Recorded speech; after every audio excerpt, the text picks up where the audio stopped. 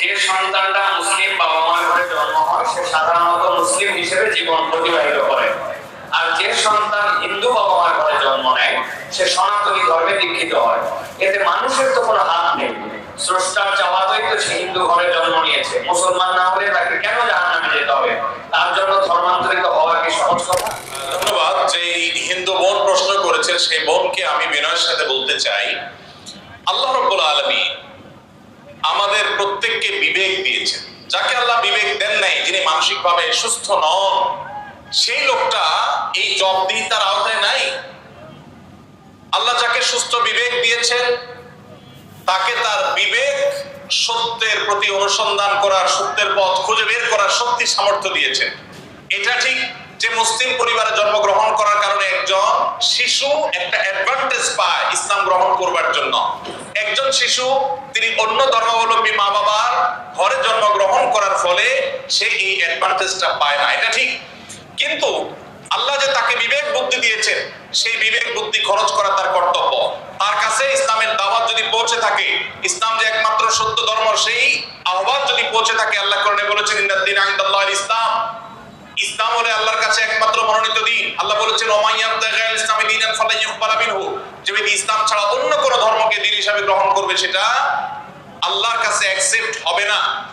এই যে অ্যাকসেপ্টেড হবে না দিন ছাড়া অন্য, ইসলাম ছাড়া অন্য কোনো কিছু, এই দাওয়াত পৌঁছার পর তার দায়িত্ব হয় তার বিবেককে খরচ করা, এটা আসলেই সত্য দিন কিনা সেটা অনুসন্ধান করা।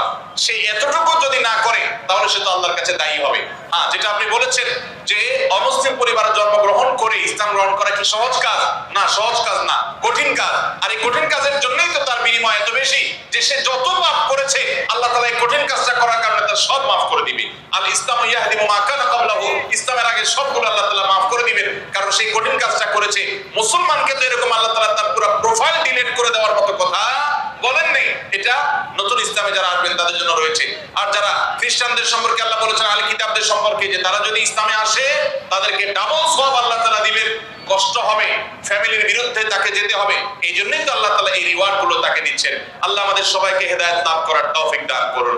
কাউকে আল্লাহ তাআলা মুসলিম বাবা মার ঘরে জন্মগ্রহণ করিয়ে অ্যাডভান্টেজ দিয়েছেন, কাউকে আল্লাহ তাআলা মুসলিম সোসাইটির মধ্যে রেখে অ্যাডভান্টেজ দিয়েছেন, কাউকে আল্লাহ বিবেক বুদ্ধিতে শার্প রেখে তাকে অ্যাডভান্টেজ দিয়েছেন। অ্যাডভান্টেজ সবাই কম বেশি পাচ্ছে, তবে আমাদের কাছে শুধু নিজেদের দুর্বলতাটাই চোখে পড়ে। আল্লাহ আমাদেরকে হেদায়েতের পথে পরিচালিত করবেন। আমিন। দুইটা প্রশ্ন করছেন। এক প্রশ্ন হচ্ছে স্বামীর কথা শোনাটা যতটা জরুরি, স্ত্রীর কথা শোনাটা কি ততটা জরুরি নয়?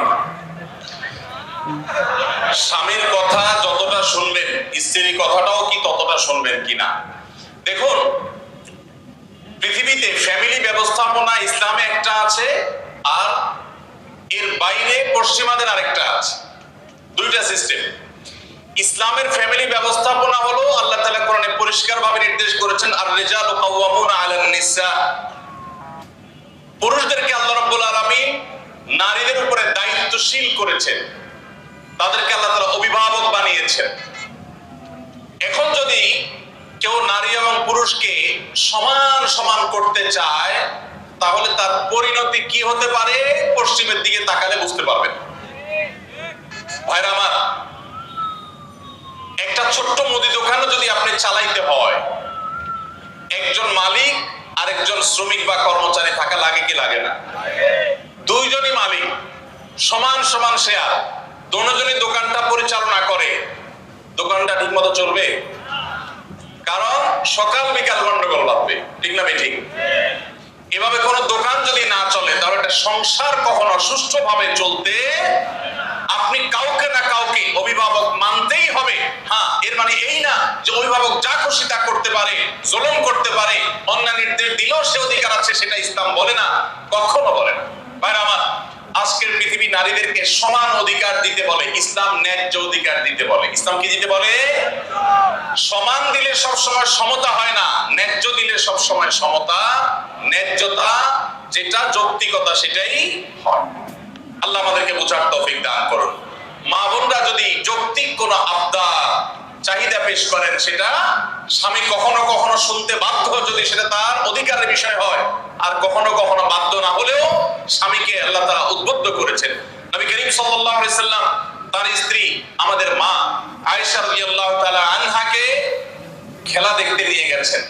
আম্মা জানা সাল্লাল্লাহু তাআলা আনহা এই হাদিস বর্ণনা করার পরে বলেছেন, ফাকদুরু কদরাল জারিয়াতিল হাদিসাতি সিন্নি আল হারিসাতি আল্লাহ বি, ও দুনিয়ার পুরুষেরা, যুবকেরা, স্বামীরা শুনে রাখো, আল্লাহর নবী সাল্লাল্লাহু আলাইহি সাল্লাম নবী হওয়ার পর, এত ব্যস্ত মানুষ হওয়ার পরও তিনি তার স্ত্রী হিসেবে আমি যখন তার কাছে খেলা দেখতে চেয়েছি তিনি নিয়ে গেছেন, যতক্ষণ পর্যন্ত আমি নিজে বিরক্ত হয়ে উঠে না আসি ততক্ষণ পর্যন্ত নবী সাল্লাল্লাহু আলাইহি সাল্লাম বসেছিলেন, আমাকে নিয়ে আসেন নাই, বলেন নাই আয়েশা চলো আর কত দেখবে, এটা বলেন নাই। অতএব তোমরা তোমাদের কম বয়স্ক যে সমস্ত স্ত্রীগণ আছেন তাদের বিনোদনের প্রতি, আনন্দের প্রতি তোমরা খেয়াল রাখবে, এটা আমাদের আয়েশা বলেছেন। তাহলে বোঝা গেল স্ত্রী যদি কিছু চায় সেটা পূরণ করবার জন্য স্বামী যথাযোগ্য চেষ্টা করবেন, যদি অন্যায্য না হয়, অন্যায় না হয়, অযৌক্তিক চাওয়া না হয়। কিন্তু এর মানে এই না যে ইসলাম সবাইকে সমান অধিকার দিয়েছে, সমান অধিকার দিলে মারামারি ছাড়া কিছু হবে না। পশ্চিমে যান, কোন সংসার বলতে কিচ্ছু নাই। গত সপ্তাহের কথা, নিউজিল্যান্ডের একটা শহরে অকল্যান্ডে আমাদের এক প্রবাসী বাংলাদেশি ভাই বুয়েটিয়ান, ওনার বাসায় উনি নিয়ে গেলেন ফজর নামাজ পড়ে, মসজিদ থেকে পাশে ওনার বাসা। তো ওনার বাসায় গিয়ে আমি একটু আশপাশে কিছু গাছ টাছ দেখলাম, দেখে বের হচ্ছি, উনি আমাকে দুটা জিনিস দেখালেন। এক হলো বললেন যে ভাই আপনি যে সবজি চাষ করেন ঢাকায়, ওই ভিডিও দেখার পর আমার ওয়াইফের চাপে আমি এই যে লাউ গাছ লাগাইছি, সেই লাউ গায়ে অনেক লাউ ধরছে। চিন্তা করলাম আমরা কাজ করছি এখানে 11,500 কিলোমিটার দূরে, মামুল হয়েছিলাম দূরে, 11,500 কিলোমিটার দূরে। তো তার একজন প্রতিবেশী বৃদ্ধ, বয়স 65 থেকে 70 হবে, এই ভদ্রলোকের সাথে আমার পরিচয় করে বললেন যে আমার নেইবার, আমার প্রতিবেশী। তো আমি বললাম যে তার বাসা যে শুনশান নীরব, ব্যাপার কি? তো বললো যে তার বাসায় কেউ নাই, তার কোনো ফ্যামিলির সদস্য নাই, 20 বছর সে এই বাসাতে আছে, কোনো সদস্য নেই, বয়স 65 থেকে 70। গায়ে দেখি যে ময়লা আবর্জনা লেগে আছে, ভোরবেলা প্রত্যেকে কাজ করে আসছে, পরিশ্রম করে খায় দায়। আমি অবাক হয়ে গেলাম। আমাদের দেশে একজন বৃদ্ধ মানুষ 20 বছর ধরে একা একা তিনি উপার্জন করে চলতে হয়, তার দেখভাল করার কেউ নাই। আপনি যদি ট্রাভেল করেন সারা দুনিয়াতে দেখবেন বৃদ্ধ বৃদ্ধ মহিলা 60, 65, 70, 80 বছর একা একা ট্রাভেল করছে, কেউ তাদের সাথে নাই। ইসলাম যে পরিবার ব্যবস্থাপনা রেখেছে এটার উপরে পোদ্দারি করতে গিয়ে গোটা পৃথিবীর বেশিরভাগ দেশগুলো নিঃস্ব হয়ে গেছে। অতএব আমরা যারা আল্লাহর বিধানের সাথে পাল্লা দিতে যাব তাদের গোল্লায় যাওয়া ছাড়া কোনো উপায় থাকবে না। মেয়েদেরকে ইসলাম সমান অধিকার দিতে বলে না, কোনো কোনো ক্ষেত্রে ছেলেদের চাইতে বেশিও দিতে বলে, আবার কোনো কোনো ক্ষেত্রে কমও দিতে বলে, যেখানে যতটুকু প্রয়োজন ততটুকু। অতএব শেয়ানে শেয়ানে সমানে সমানে যদি লড়তে চান তো ওদের যে অবস্থা হয়েছে, সংসার ভেঙে গেছে, পরিবার ব্যবস্থা ভেঙে গেছে, সে অবস্থা আমাদের হবে। আমি ওই ভাইকে জিজ্ঞেস করলাম এই লোকটা ফ্যামিলি ছাড়া কেন থাকে, কারো কি একা থাকতে ভালো লাগে? তখন তিনি আমাকে বললেন ভাই সাধে থাকে না, এই জন্য ফ্যামিলি ছাড়া থাকে যে বউয়ের সাথে তো 2 দিনে বেশি 3 দিন বলবে না।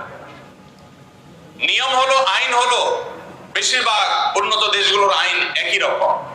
3 বছর যদি বিবাহ লাস্টিং করে, বিচ্ছেদ হলে স্বামীর যা উপার্জন আছে তার অর্ধেক স্ত্রী, স্ত্রীর যা উপার্জন আছে তার অর্ধেক স্বামী পেয়ে যাবে। এই আইনের কারণে মানুষ বিবাহ করতে চায় না, অবৈধ সম্পর্ক দিয়ে সে কাজ সারে, যার কারণে সন্তান হয় না, জেনারেশনের মধ্যে গ্যাপ তৈরি হয়ে যাচ্ছে। আল্লাহ তাআলা আমাদেরকে ইসলামের মতো সুমহান জীবন বিধান দিয়েছেন, এর চেয়ে যৌক্তিক, এর চেয়ে সুন্দর, এর চেয়ে সুখ, এর চেয়ে দাম্পত্য শান্তি আর কোন সমাজে কল্পনা করা যায় না। আল্লাহ তাআলা সকল সেজন্য